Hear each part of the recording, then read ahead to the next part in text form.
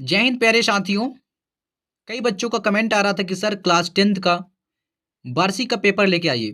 तो प्यारे छात्रों, हम क्लास 10th का वार्षिक का पेपर, विषय कौन सा है? तो प्यारे छात्रों, विषय हिंदी का पेपर लेके आ चुके हैं, जो कि आपके वार्षिक पेपर में प्यारे छात्रों ऐसे ही पेपर देखने को मिलेगा। प्यारे छात्रों, इसमें जो आपका लिखा है मुख्य परीक्षा, हाई स्कूल मुख्य परीक्षा, जो आपका ये लिखा हुआ है 2025। तो प्यारे छात्रों, इसमें जो विषय आपका कौन सा है? तो विषय आपका हिंदी का है। तो प्यारे छात्रों, आपके जो वार्षिक पेपर होने वाला है, तो आपके वार्षिक पेपर में ए टू जेड ऐसे ही पेपर देखने को मिलेंगे। आपको शंका करने की कोई जरूरत नहीं है। आपके इसमें जो प्यारे छात्रों टाइम रहेगा, यानी समय जो आपका दिया है, तो 3 घंटे का है। और आपका पूर्णांक, पूर्णांक यानी मैक्सिमम जो आपका मार्क्स है 75 का है। कितने अंक का है प्यारे छात्रों? 75 का है।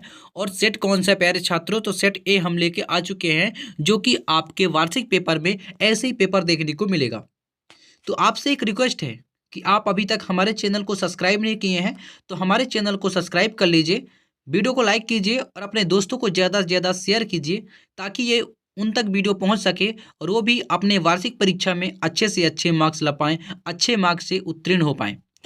तो प्यारे छात्रों, चलिए हम स्टार्ट करते हैं। वीडियो के साथ साथ प्यारे छात्रों, आपको याद भी करते जाना है, साथ ही साथ अपने नोट कॉपी में नोट करते जाइएगा, ताकि आपका रिवीजन हो सके। प्यारे छात्रों, सबसे पहले ऊपर आपका दिया रहता है निर्देश। तो प्यारे छात्रों, आपको निर्देश पढ़ना है। निर्देश पढ़ने का तात्पर्य ये रहता है कि कौन सा प्रश्न कितने अंक का है और कितने शब्द सीमा में आपको अपने उत्तर पुस्तिका में उसका उत्तर लिखना है, ताकि आपको उसमें से पूरा का पूरा नंबर मिल सके। तो प्यारे छात्रों, फटाफट आप अपना निर्देश पढ़ लीजिएगा। अब हम चलते हैं प्रश्न की ओर। तो हमारा पहला प्रश्न क्या कहता है? सही विकल्प चुनकर लिखिए। आपका 6 क्वेश्चन है और 6 अंक का ये क्वेश्चन है, जो कि प्रत्येक क्वेश्चन का 1 अंक निर्धारित है और 6 प्रश्न ऑब्जेक्टिव टाइप के 6 प्रश्न आपसे पूछे जाएंगे। तो पहला प्रश्न में क्या पूछा है कि हिंदी के पद्य साहित्य का दूसरा काल है। आपसे पूछा है कि हिंदी के पद्य साहित्य का दूसरा काल है। आ में है रीतिकाल, बा में है आदिकाल, सा में है भक्ति काल और दा में है आधुनिक काल। तो प्यारे छात्रों, हिंदी के पद्य साहित्य का दूसरा काल कौन सा है? ऑप्शन सा यानी भक्ति काल। भक्ति काल हमारा इसका राइट आंसर हो जाएगा, यानी सही उत्तर हो जाएगा। इसके बाद प्यारे छात्रों, अगला पूछा है कि कवि ने बादलों को किसकी कल्पना के समान पाले हुए माना है। कवि ने बादलों को किसकी कल्पना के समान पाले हुए माना है। आ में है बाल कल्पना, बा में है आसमान की कल्पना, सा में है विद्युत की कल्पना और दा में है काले घुंघराले वालों की कल्पना। तो प्यारे छात्रों, इसका जो राइट आंसर हो जाएगा ऑप्शन आ होगा, यानी बाल की कल्पना। इसका हमारा राइट आंसर हो जाएगा।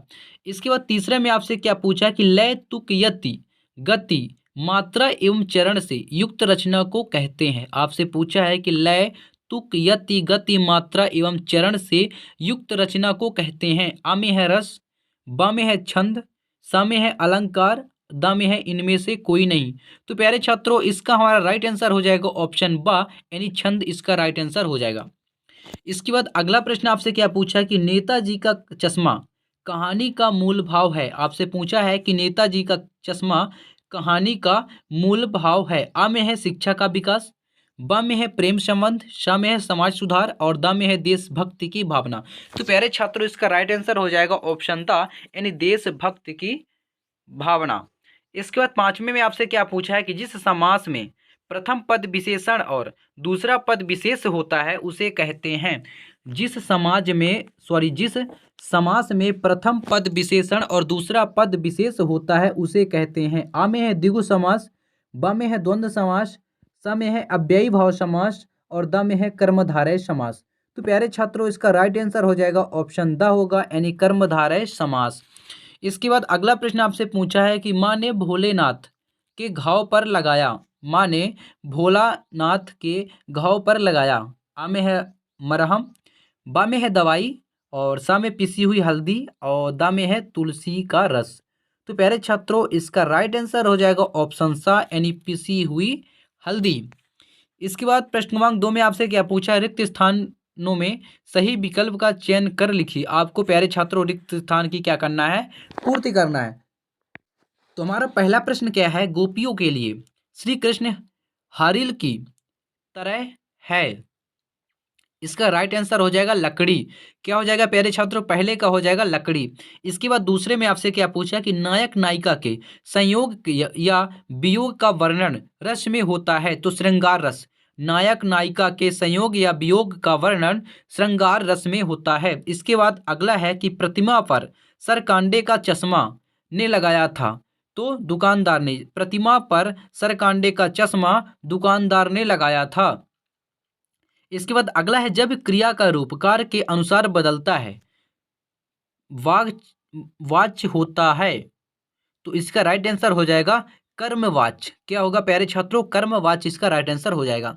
इसके बाद अगला है साना साना हाथ जोड़ी पाठ गद्य की विधा में लिखा गया है तो इसका राइट आंसर हो जाएगा यात्रा वृतांत। यात्रा वृतांत इसका राइट आंसर हो जाएगा। इसके बाद अगला आपसे पूछा है कि चाय के बागानों में कई बोकू पहले चाय की पत्तियों तोड़ रही थी तो इसका राइट आंसर हो जाएगा युवतियां। क्या हो जाएगा, युवतियां प्यारे छात्रों इसका राइट आंसर हो जाएगा। तो फटाफट आप स्क्रीनशॉट ले लीजिए। इसके बाद अगला प्रश्न आपसे क्या पूछा है, सही जोड़ी बनाकर लिखिए। आपको सही जोड़ी बनाकर लिखना है प्यारे छात्रों। तो चलिए फटाफट हम आपको सही जोड़ी बता देते हैं। पहले स्तंभ अ स्तंभ ब आपका दिया हुआ है। तो पहले में क्या पूछा है, उत्साह कविता। उत्साह कविता हो जाएगा सूर्यकांत त्रिपाठी निराला, यानी ऑप्शन खा राइट आंसर हो जाएगा पहले का। दूसरा है काव्य की आत्मा, तो काव्य की आत्मा ऑप्शन का यानी रस हो जाएगा। तीसरा है बाल गोविंद भगत, तो तीसरे का हो जाएगा शीला अग्रवाल। चौथे में आपसे क्या पूछा, मन्नू भंडारी ने साहित्य की रुचि पैदा की, तो इसका राइट आंसर हो जाएगा कबीर पंथी। कबीर पंथी इसका राइट आंसर हो जाएगा। पांचवें में क्या पूछा है, क्रियाकर्ता के अनुसार। क्रियाकर्ता के अनुसार ऑप्शन का यानी कर्तवाच्य। कर्तवाच्य इसका हो जाएगा। इसके बाद अगला पूछा है कि छंद के प्रकार। तो प्यारे छात्रों छंद के दो प्रकार होते हैं, यानी ऑप्शन का इसका राइट आंसर हो जाएगा। तो फटाफट आप स्क्रीनशॉट ले लीजिए। इसके बाद अगला प्रश्न आपसे क्या पूछा है कि एक शब्द और एक वाक्य में उत्तर दीजिए। आपसे एक शब्द और एक वाक्य में उत्तर पूछा है, तो फटाफट चलिए एक शब्द और एक वाक्य में उत्तर आपको बता देते हैं। पहले प्रश्न में क्या पूछा है कि जयशंकर प्रसाद की आत्मकथा कविता किस पत्रिका में प्रकाशित हुई थी, तो इसका राइट आंसर हो जाएगा हंस पत्रिका में। किसमें प्यारे छात्रों, हंस पत्रिका में इसका राइट आंसर हो जाएगा। दूसरे में आपसे क्या पूछा है कि भोलेनाथ और उसके साथी अनोले को अनोले को घिसकर क्या जताते बजाते थे, तो इसका राइट आंसर हो जाएगा प्यारे छात्रों शहनाई। इसके बाद तीसरे में आपसे क्या पूछा है प्यारे छात्रों कि संस्कृति निबंध हमें किससे टकराने की प्रेरणा देता है, तो संस्कृति निबंध हमें किससे टकराने की प्रेरणा देता है, सभ्यता और संस्कृति, सभ्यता और संस्कृति से। इसके बाद अगला प्रश्न आपसे पूछा है कि टेढ़ी खीर मुहावरे का अर्थ क्या है, कठिन कार्य। टेढ़ी खीर मुहावरे का अर्थ क्या है प्यारे छात्रों, इसका हो जाएगा कठिन कार्य। इसके बाद अगला आपसे पूछा है कि हिरोशिमा नामक कविता किस काव्य संग्रह से ली गई है, तो इसका राइट आंसर हो जाएगा अरि ओ करुणा प्रसामय प्रभामय। इसके बाद अगला आपसे पूछा है कि कंपनी के काम के सिलसिले में कस्बे से कौन गुजरता था, तो हलदार साहब। हलदार साहब इसका प्यारे छात्रों राइट आंसर हो जाएगा। तो फटाफट आप स्क्रीनशॉट ले लीजिए। इसके बाद अगला प्रश्न आपसे क्या पूछा है कि प्रश्न क्रमांक 5 में आपसे पूछा है सत्य असत्य का चयन कर लिखिए। आपको सत्य असत्य का चयन करके आपको लिखना है, जो कि 6 अंक का क्वेश्चन है और प्रत्येक क्वेश्चन का 1 अंक आपके लिए निर्धारित है। तो चलिए फटाफट हम सत्य असत्य कर लेते हैं। पहला है उद्धव का संदेश गोपियों को गुड़ की तरह मीठा लगा, इसमें हो जाएगा प्यारे छात्रों असत्य हो जाएगा। दूसरे में क्या पूछा है कि राम बाजार जाता है, एक आज्ञावाचक वाक्य है, ये भी हमारा क्या हो जाएगा असत्य हो जाएगा।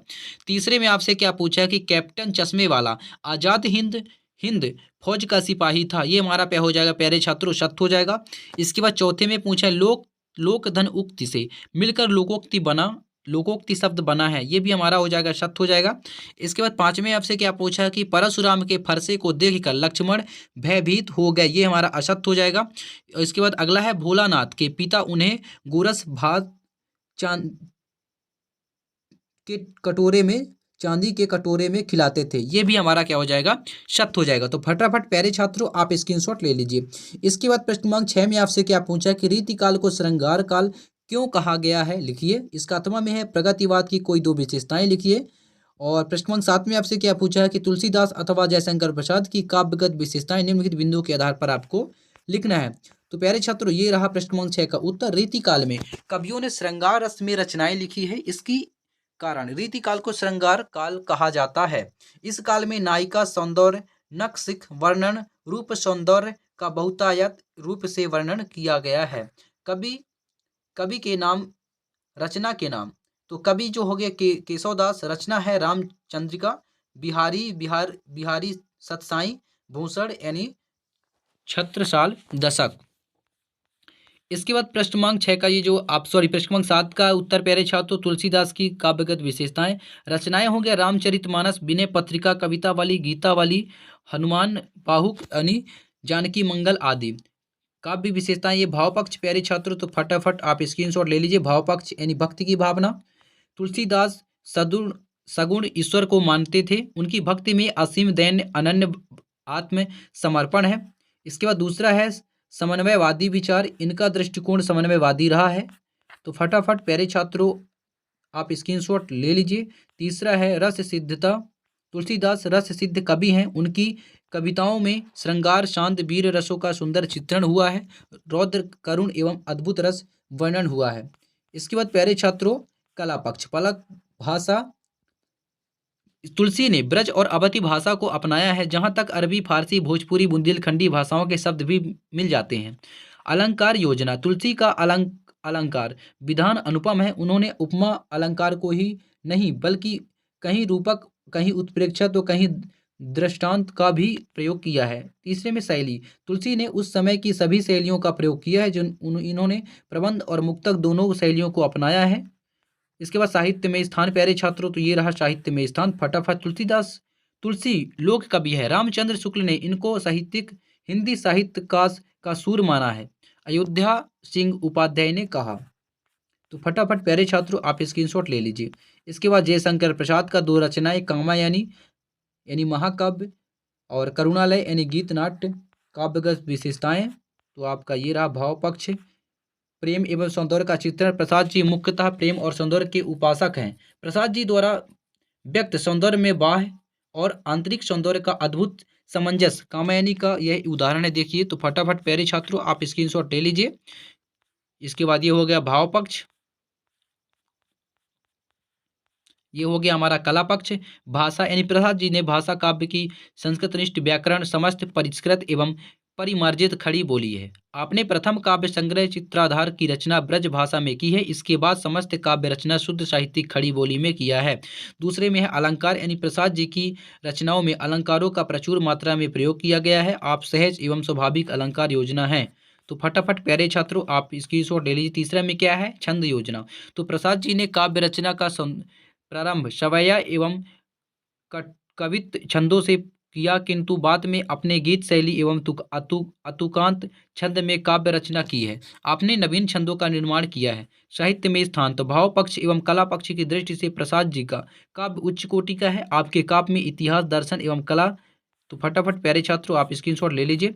इसके बाद प्यारे छात्रों प्रश्न क्रमांक 8 में आपसे क्या पूछा कि उद्धव के व्यवहार की तुलना किस किस से की गई है, अथवा है गोपियों के अनुसार राजा का धर्म क्या होना चाहिए। प्रश्न क्रमांक 9 देख लीजिए, यानी लक्ष्मण ने वीर योद्धा की क्या क्या विशेषताएं बताई हैं, अथवा है उत्साह कविता के बदल किन किन अर्थों यानी अर्थों की ओर संकेत करता है। प्रश्न नंबर 10 में क्या पूछा कि महाकाव्य एवं खंड काव्य में आपको अंतर लिखना है। तो चलिए फटाफट आपका ये रहा प्रश्न क्रमांक 8 का उत्तर। तो फटाफट प्यारे छात्रों आप स्क्रीनशॉट ले लीजिए।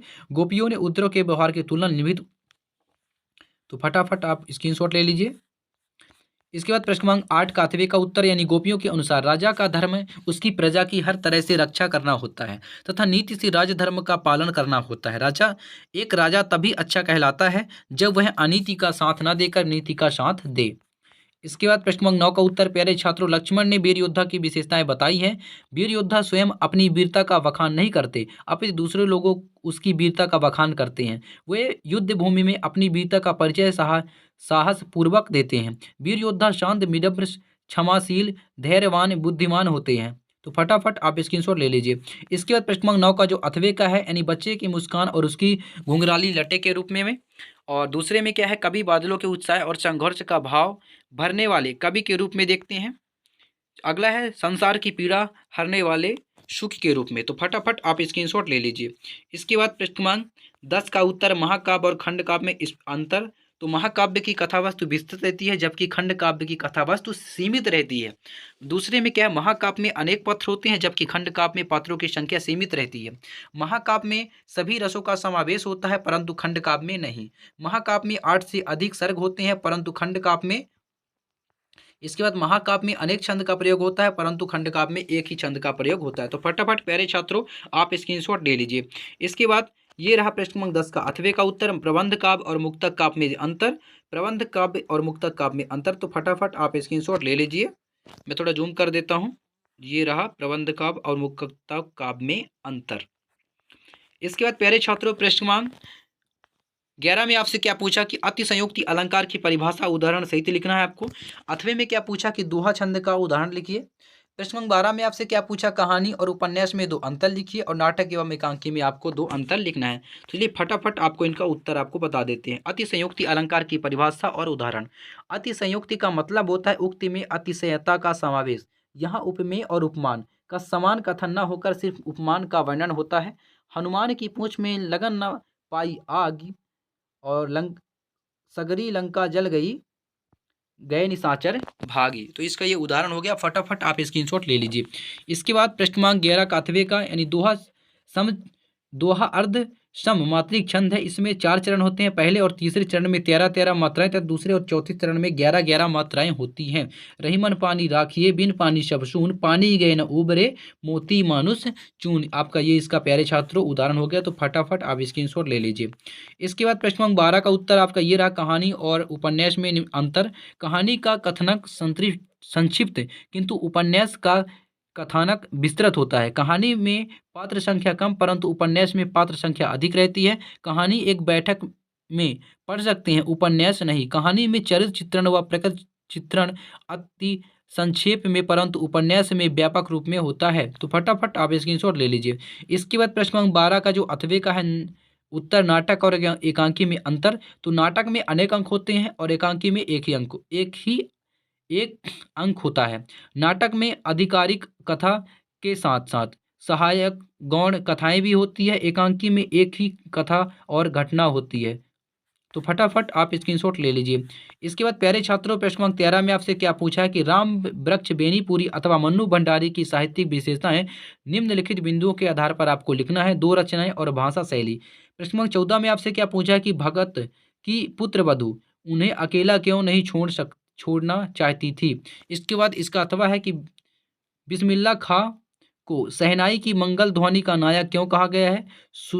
सुशीर बाघों से क्या अभिप्राय है, आपको इसमें ये लिखना। प्रश्न क्रमांक 15 में आपसे क्या पूछा, सेनानी ना होते हुए भी चश्मे वाले को लोग कैप्टन क्यों कहते थे। तो फटाफट आपका ये रहा, राम वृक्ष बेनीपुरी यानी रचनाएं हो गया माटी की मूर्तें और दूसरा में है चिला के फूल। इसके बाद भाषा शैली में क्या है, उनकी भाषा युद्ध साहित्यिक खड़ी बोली है। उनकी भाषा में औज है। उनकी सशक्त भाषा विचार और भावों को अभिव्यक्त करने में पूर्ण सामर्थ्य है। तो फटाफट आप स्क्रीनशॉट ले लीजिए। इसके बाद प्रश्न क्रमांक 14 का ये रहा हमारा उत्तर प्यारे छात्रों, यानी भगत की पुत्र वधू जानती थी कि भगत जी संसार में अकेले हैं। उनका एकमात्र पुत्र मर चुका है, वे बूढ़े हैं और भक्त हैं। उन्हें उन्हें घर बार और संसार में कोई रुचि नहीं है, अतः वे अपने खाने पीने और स्वास्थ्य की ओर भी ध्यान नहीं दे पाएंगे। इसलिए पुत्रवधू सेवा भाव से उनके वर्णों की छाया। तो फटाफट आपको स्क्रीनशॉट ले लेना है। जीवन घटना चाहती थी, यहाँ तक आपको याद करना है। तो फटाफट आप देख लीजिए और स्क्रीनशॉट ले लीजिए। इसके बाद प्रश्न क्रमांक 14 का 8वें का ये रहा उत्तर, यानी शहनाई ऐसा। तो फटाफट और आपको शहनाई की मंगल ध्वनि का नायक कहा गया है। तो आपको यहाँ तक फटाफट आपको याद करना है। इसके बाद प्यारे छात्रों प्रश्न क्रमांक 15 का ये रहा उत्तर आपका, यानी चश्मे वाला कभी सेनानी नहीं रहा है ना। वह तन से बहुत बूढ़ा और मरियल सा था परंतु उसके मन में देशभक्त की भावना प्रबल थी। वह सुभाष चंद्र का सम्मान करता था। वह सुभाष की बिना चश्मे वाली मूर्ति को देखकर आहत था, इसलिए अपनी ओर एक चश्मा नेताजी की मूर्ति पर आवश्यक लगाता था। उसकी इसी भावना को देखकर ही लोगों ने उसे सुभाष चंद्र बोस का साथी या सेना का कैप्टन कहकर सम्मान दिया। चाहे उसका यह नाम व्यंग्य में रखा गया हो, फिर भी वह ठीक नाम था। वह कस्बे का अगुआ था। तो फटाफट आपको स्क्रीनशॉट ले लीजिए। इसके बाद प्यारे छात्रों, प्रश्न क्रमांक 16 में आपसे क्या पूछा है कि निम्नलिखित वाक्यांश के लिए एक शब्द आपको लिखना है। क्या करना है? एक शब्द आपको लिखना है। ये रहा प्रश्न क्रमांक 15 का अथवा का, यानी वास्तविक अर्थों में संस्कृत व्यक्ति उसे कहा जाता है जो अपनी बुद्धि अथवा विवेक के द्वारा किसी भी नए तथ्य को दर्शन दर्शन करता है, अर्थात जिसने अपनी योग्यता के बल पर किसी नई चीज का आविष्कार किया हो, नहीं वास्तविक अर्थों में संस्कृति कहलाने के योग्य। तो फटाफट ये रहा आपका प्रश्न क्रमांक 16 में आपसे क्या पूछा है कि निम्नलिखित वाक्यांश के लिए एक शब्द लिखी, यानी जो सभी को स्वीकार हो। तो सर्वसम्मति। इसके बाद प्यारे छात्रों, दूसरे में क्या पूछा है कि जिसका आकार ना हो, तो निराकार। क्या हो जाएगा प्यारे छात्रों? निराकार हो जाएगा। इसके बाद प्रश्न क्रमांक अथवा इसका क्या पूछ, निम्नलिखित मुहावरों का अर्थ लिखते हुए वाक्य में प्रयोग करना है। आंख का तारा होना। इसके बाद दूसरे में है गागर में सागर भरना। प्रश्न क्रमांक 17 में आपसे क्या पूछा कि भोलेनाथ अपने साथियों को देखकर सिसकना क्यों भूल जाता है। इसका अथवा है कि गंतोक को मेहनत कश बादशाहों का शहर क्यों कहा गया है। तो फटाफट आप देख लीजिए। बहुत प्यारा होना, यानी आंख का तारा होना, यानी बहुत प्यारा होना। वाक्य में प्रयोग, यानी घर का सबसे छोटा बच्चा पूरे परिवार की आंख का तारा होता है। इसके बाद गागर में सागर, यानी थोड़े शब्दों में अधिक कहना। बिहारी ने अपने दोहों में गागर में सागर भरा दिया। आपका ये वाक्य में प्रयोग हो जाएगा। इसके बाद प्रश्न क्रमांक 17 आप देख लीजिए फटाफट। प्रश्न क्रमांक 18 देख लीजिए। तो प्रश्न क्रमांक 17 का ये रहा प्यारे छात्रों, यानी बाल सुलभ प्रकृति होती है कि वे अपनी पसंदीदा वस्तुओं और रुचिगत क्रियाकलापों की ओर शीघ्र आकर्षित हो जाते हैं। यही वजह है कि आम व्यक्ति रोते बिलखते सुबकते नन्हे बालकों को चुप कराने के लिए उनकी पसंद की वस्तुएं या खेल दिखाते हैं, तो देखकर सिसकना भूल जाता है। यहाँ तक आपको फटाफट याद करना है। अब स्क्रीनशॉट ले लीजिए। इसके बाद प्रश्न क्रमांक 18 देख लीजिए। प्रश्न क्रमांक 18 का, ये प्रश्न क्रमांक 17 का अथवे का उत्तर प्यारे छात्रों। इसके बाद प्रश्न क्रमांक 18 देख लीजिए। निम्नलिखित काव्यांश का सदर प्रसंग सहित आपको भावार्थ लिखना है। तो प्रश्न ये आपका संदर्भ रहा, यानी प्रस्तुत पद्यांश हमारी पाठ्यपुस्तक यानी क्षितिज भाग 2 के पाठ आत्मकथ्य से लिया गया है। इसके रचयिता कवि जयशंकर प्रसाद हैं। प्रसंग आप देख लीजिए और भावार्थ आप देख लीजिए। इसके बाद प्रश्न क्रमांक 19 देख लीजिए। प्रश्न क्रमांक 19 में आपसे पूछा है कि इसमें भी गद्यांश संदर्भ प्रसंग सहित आपको भावार्थ लिखना है। प्रश्न क्रमांक 20 में क्या पूछा कि मेरे जीवन का लक्ष्य विषय पर एक अनुच्छेद लिखना है। तो प्यारे छात्रों, प्रश्न क्रमांक 19 का ये रहा उत्तर। फटाफट आप स्क्रीनशॉट ले लीजिए। मैं थोड़ा जूम कर देता हूँ। ये रहा आपका उत्तर। इसके बाद प्रश्न क्रमांक 20 का ये रहा उत्तर। आपका प्रश्न क्रमांक 20 का उत्तर फटाफट स्क्रीनशॉट ले लीजिए। इसके बाद प्रश्न क्रमांक 20 के अथवे में, यानी दो मित्रों के बीच परीक्षा की तैयारी पर संवाद आपको लिखना है। प्रश्न क्रमांक 23 देख लीजिए। अपरित काव्यांश को पढ़कर पूछे गए प्रश्नों को आपको क्या करना है प्यारे छात्रों? उत्तर देना है। तो फटाफट आप ये पढ़ लीजिए और इसका उत्तर यानी इसी गद्यांश से पढ़कर आपको ढूंढकर लिखना है। इसके बाद प्रश्न क्रमांक 22 में आपसे क्या पूछा है? अपने जिले के जिलाधीश को ध्वनि विस्तारक यंत्र पर प्रतिबंध लगाने हेतु आवेदन पत्र आपको लिखना है। तो प्यारे छात्रों, इसका अथवा में क्या पूछा है कि परीक्षा में प्रथम स्थान प्राप्त करने पर अपने मित्र को एक बधाई पत्र लिखना है। प्रश्न क्रमांक 23 में आपसे क्या पूछा है कि निम्नलिखित में से किसी एक विषय पर रूपरेखा सहित आपको क्या करना है? निबंध लिखना है। आ में विद्यार्थी जीवन में अनुशासन का महत्व, दूसरे में मोबाइल के लाभ और हानि, तीसरे में जल ही जीवन है, चौथे में पर्यावरण सुरक्षा और पांचवें में मेरी दिनचर्या। तो प्यारे छात्रों, प्रश्न क्रमांक 22 का ये रहा आपका उत्तर। प्रश्न क्रमांक 22 का ये रहा उत्तर आपका ध्वनि प्रदूषण रोकने के संबंध में। तो आपका ये रहा प्रश्न क्रमांक 22 का उत्तर। फटाफट आप स्क्रीनशॉट ले लीजिए। तो प्यारे छात्रों, आशा करता हूं कि आपको वीडियो समझ में आ गया होगा। अगर वीडियो समझ में आ गया होगा तो वीडियो को लाइक कीजिए और चैनल को सब्सक्राइब कीजिए और वीडियो में कमेंट कीजिए। फिर मिलते हैं नेक्स्ट वीडियो में। तब तक के लिए जय हिंद, वंदे मातरम।